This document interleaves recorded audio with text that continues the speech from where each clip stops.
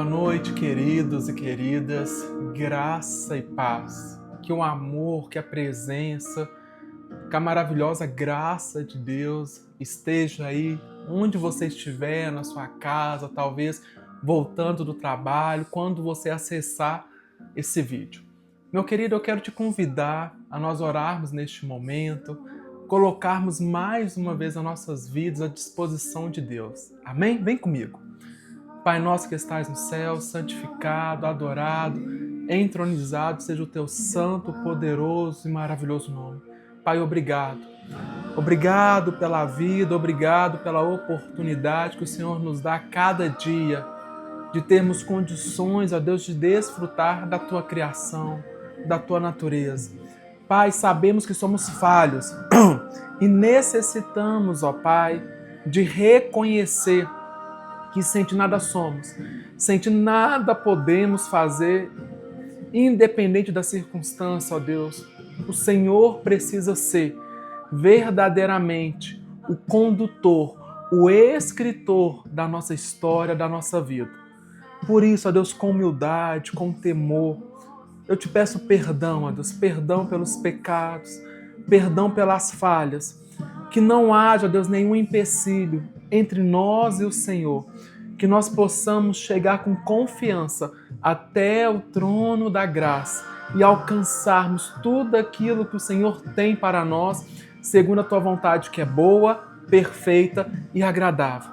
Que o teu reino seja estabelecido, que eu diminua e que o Senhor cresça, que eu me torne cada vez menos importante e o Senhor, de fato, se torne cada vez mais importante.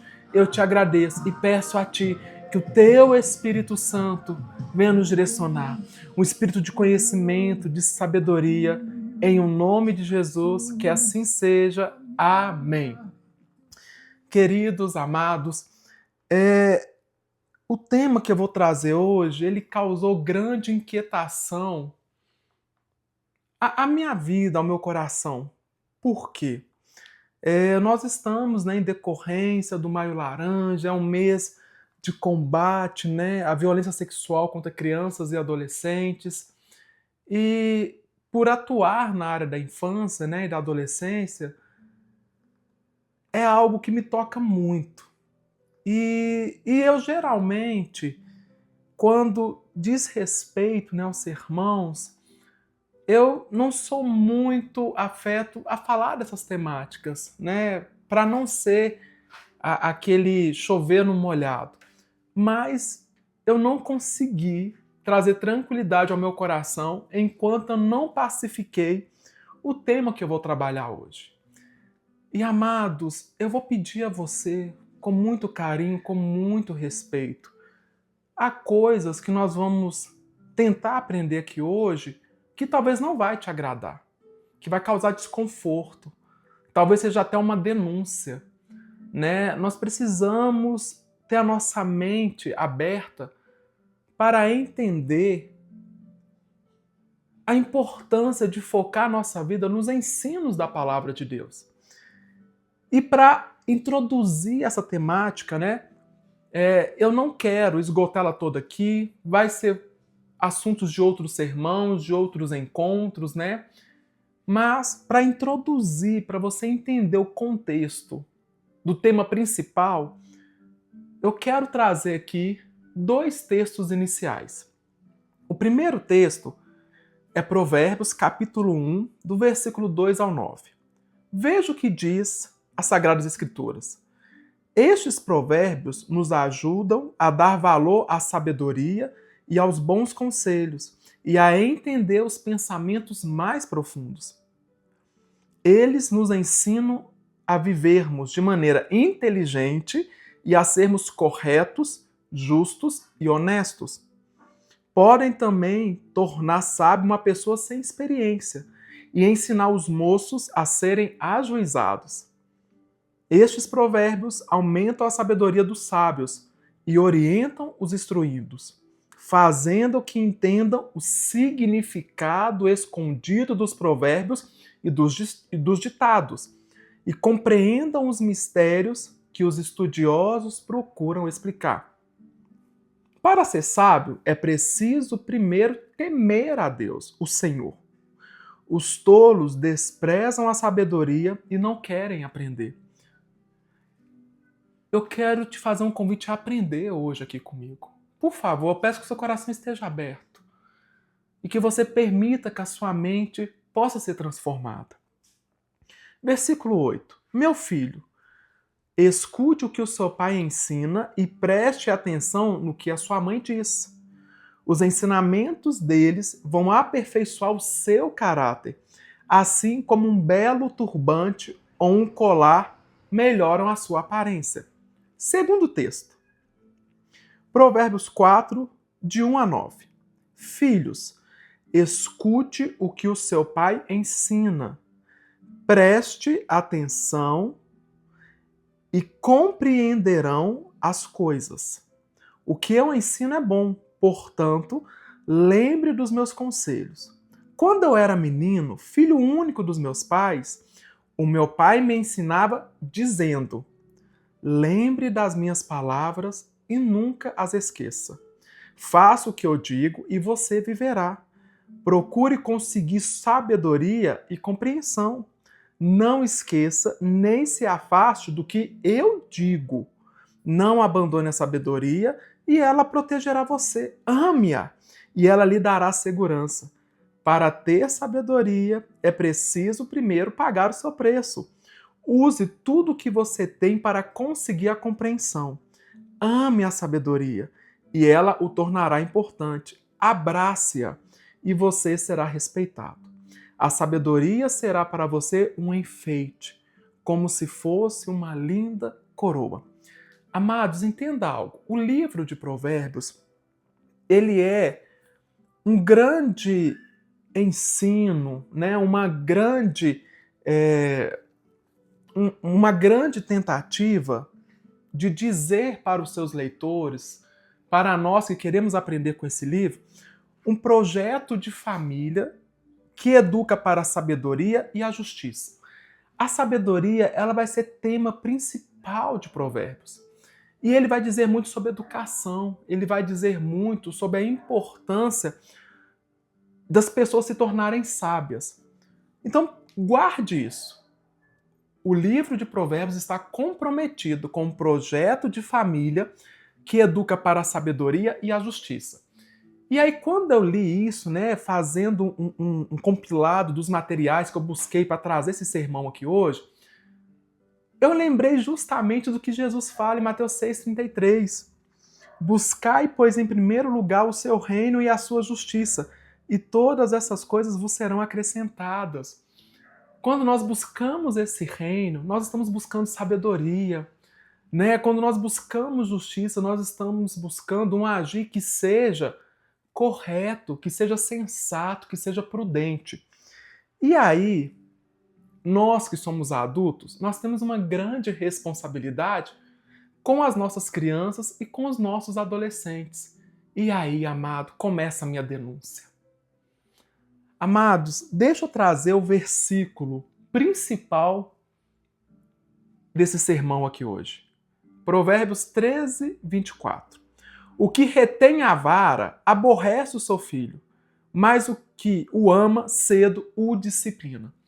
Amados, eu não sei você, mas eu sempre ouvi vários ensinamentos dizendo que nós não podemos tirar a vara da educação das crianças e dos adolescentes, que é preciso ter a vara, que é preciso aplicar essa vara, e até nos ensinando aonde aplicar essa vara no corpo de uma criança e de um adolescente.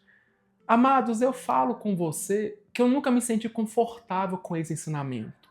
Nenhuma justificativa conseguiu alcançar o meu coração. E eu fui estudar a respeito disso. Já faz alguns anos que eu tento buscar, de fato, qual que é o real sentido desse versículo. E esse versículo ele está num contexto maior que é o livro de Provérbios. E aí, amados, a última palavra desse versículo é disciplina. Eu trouxe um ensinamento que vai buscar lá no hebraico o que essa palavra significa. Disciplina no hebraico é mussar. Mussar designa não a atividade da correção, mas sim a sua consequência, que é a educação. Mussar ocorre 30 vezes no livro de Provérbios. O principal objetivo da disciplina deve ser instruir ou ensinar nossas crianças como ser sábias, justas e honestas, e não puni-las. Amados, olha que virada de chave. Eu sei que é difícil, vai causar uma confusão na nossa cabeça. Porque muitos pastores, muitos líderes que nós gostamos, que nós admiramos, infelizmente, nos ensinou errado, contrário à palavra de Deus. Por isso, amado, que quando nós vamos falar sobre a palavra, nós precisamos nos dedicar ao ensino, nos dedicar à pesquisa. Não é o que eu senti, não é o que eu acho, não é o que eu sonhei, a visão que eu tive, não. A palavra de Deus é algo sério. Nós não podemos ser negligentes com essa palavra. E em nome de Jesus, deixa eu falar com você. Talvez você vai começar a se sentir culpado por ter castigado seu filho com justificativo daquilo que você ouviu o pastor falar, o líder falar. Amados, eu quero dizer para você, é tempo de nós corrigir. É tempo de nós mudar a nossa mentalidade. É chegado o tempo que, de fato, o ensino ele precisa ser comprometido com a verdade, não com o achismo.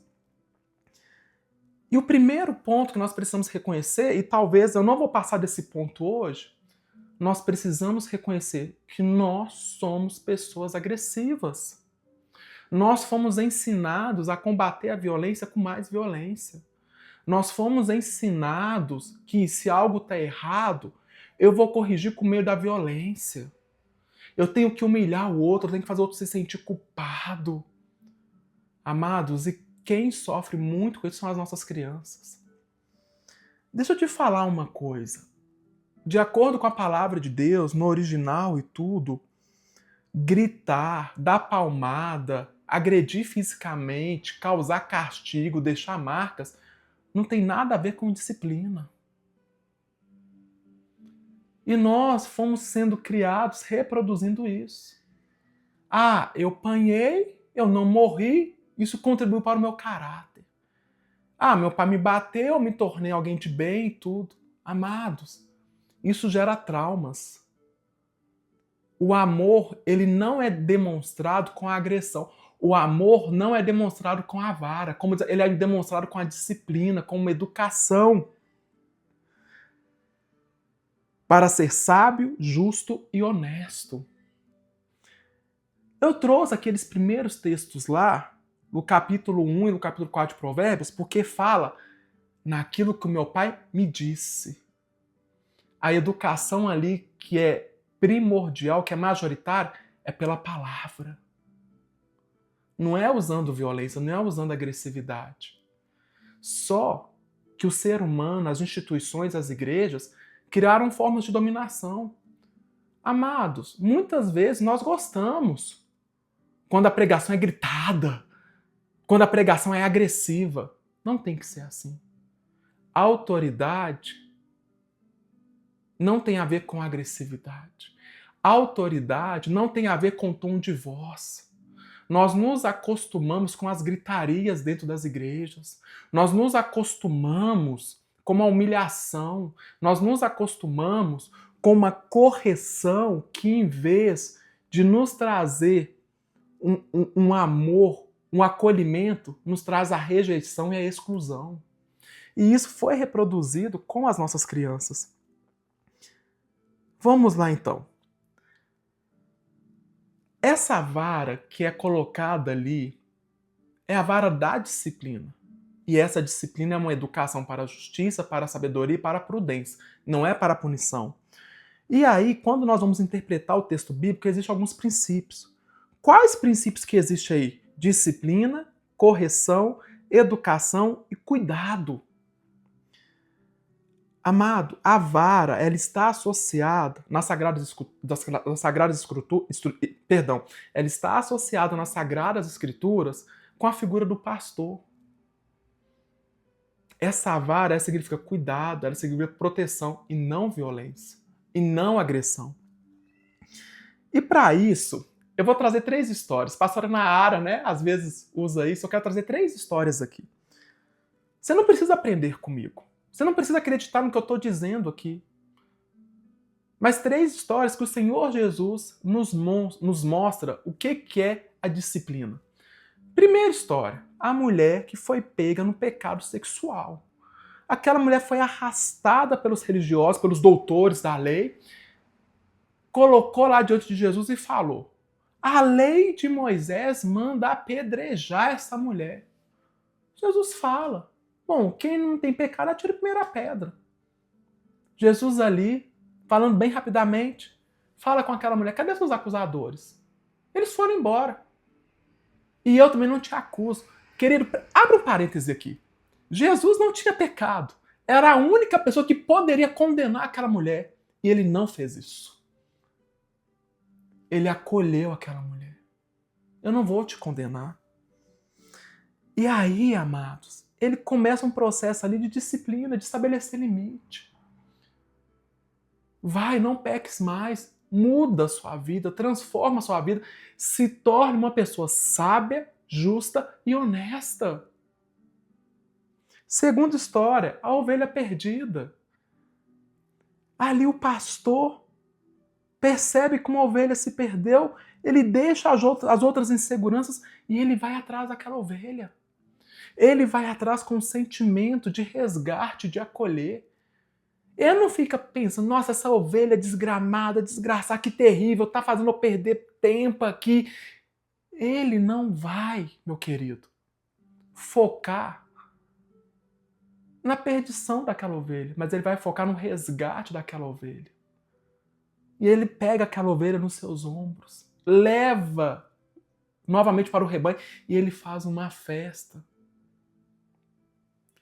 Aquele pastor não vai escolher aquela ovelha, não vai deixar ela separada, no canto, né, da agressividade, no canto da violência, humilhar ela, não. Ele vai inserir ela novamente ao rebanho, com amor, com cuidado e com afeto. Utilizando ali a disciplina, a vara. Terceira história, do filho pródigo. Amado, quando aquele filho mais novo pede a parte da herança, nós já aprendemos isso, é como se ele tivesse dito: você, pai, para mim está morto. Aquele filho vai, gasta o dinheiro, gasta tudo, fica todo arrebentado.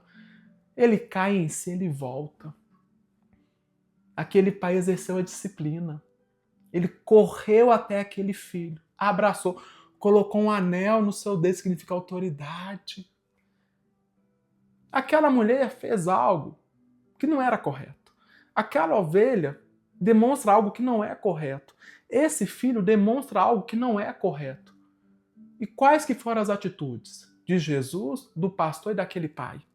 Como nessas 3 histórias a disciplina foi exercida? Eu não vejo violência. Eu não vejo agressão.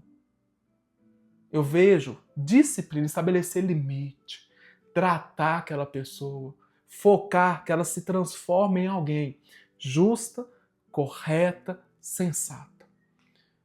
E por que com as nossas crianças, que estão num processo de aprendizagem, que vão errar mesmo, a gente quer mostrar a Deus para elas através da violência, através da vara? Muitas vezes tem crianças que não sentem confiança nos seus pais de dizer certas coisas porque tem medo. E aí vai buscar lá fora o acolhimento. Vai buscar lá fora alguém que entendam elas. Talvez em outro momento eu vou falar com vocês da relação que a agressão física, que a palmada, tem a ver com abuso sexual. Cenas de um próximo capítulo, porque é muito grave. A nossa negligência como pai, como mãe, como parente, como adulto, reforçando uma agressão, uma correção violenta, ao invés de preparar os nossos filhos para ser pessoas sensatas, honestas e justas, preparam eles para ser pessoas medrosas, que desconfiam das pessoas que deveriam ser o alvo da confiança deles. Não é batendo numa criança que você vai acessar a alma dela. Não é batendo numa criança que você vai despertar o melhor que há nela. Queridos, é momento de nós, como adultos, pedir muito perdão a Deus. Mesmo que o seu filho esteja adulto, e se alguma vez você agrediu ele fisicamente, agrediu ele verbalmente, é momento de arrependimento, de perdão. Porque quando nós ferimos a alma de alguém através de uma agressão física, através de uma palmada, de uma vara que você acha que a Bíblia deu autoridade para um ser humano fazer isso, a gente acaba ferindo a alma dessa pessoa.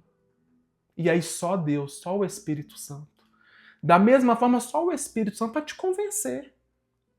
Eu não consigo te convencer. Mas eu fui convencido pelo Espírito Santo de Deus que não se educa criança batendo, não se educa criança com vara.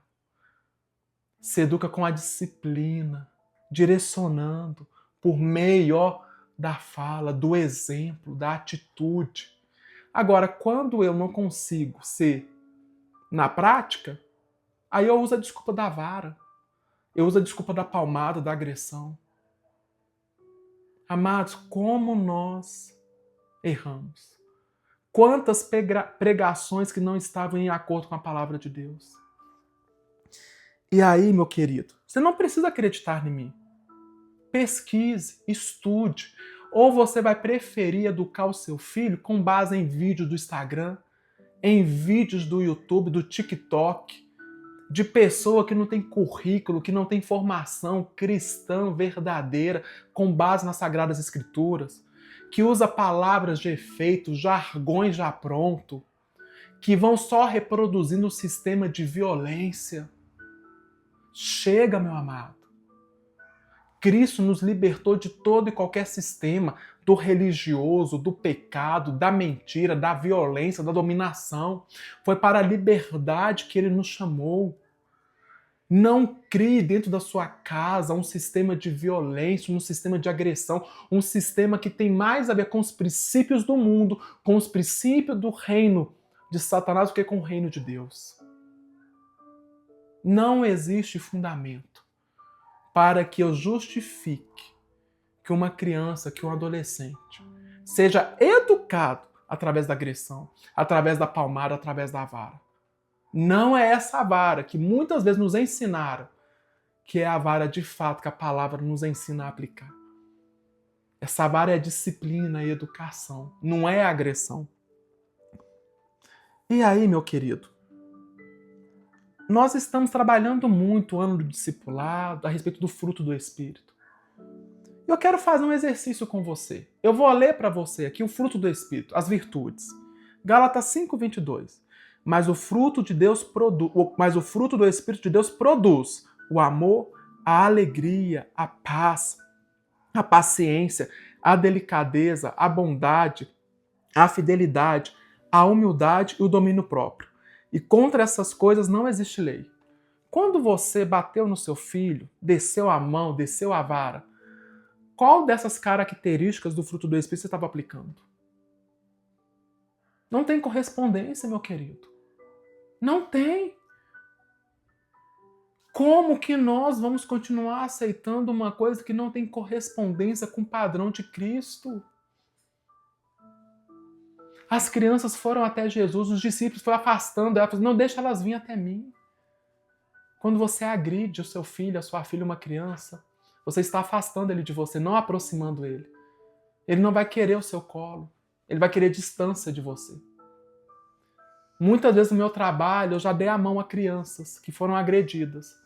Os pais estavam sendo presos e aquelas crianças indo para um acolhimento. Isso não é o projeto de família de Deus. E te falo, muitos ainda justificando. Na Bíblia está a vara. Negligente, pessoa ignorante, que de fato não se dedicou a estudar a Bíblia com o real sentido que ela traz. A gente educa sendo e não batendo. Vamos caminhar para a conclusão aqui, mas não dá tempo de fato da gente tecer todos os elementos.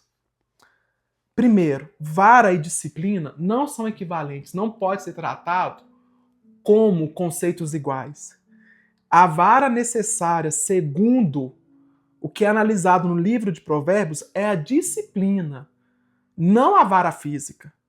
Qualquer discussão sobre o tipo de castigo a ser aplicado foge aos objetivos dos textos bíblicos. A disciplina, entretanto, não tem finalidade em si mesma. A disciplina é a expressão do amor. Deus disciplina quem ama. Disciplina. No contexto de Provérbios. Afasta da insensatez, salva da morte, dá sabedoria e evita vergonha. É vergonhoso uma criança que se diz filha de crente chegar na escola marcada. É uma vergonha as autoridades ter que chamar pai e mãe cristãos, que se dizem cristãos, porque agrediram o filho, deixou uma marca, a criança chegará chorando. Isso não é bíblico. Trata-se de um projeto bem-sucedido de educação, conforme a proposta do sábio, em contraste, em contraposição com o projeto fracassado de ser violento e agressivo.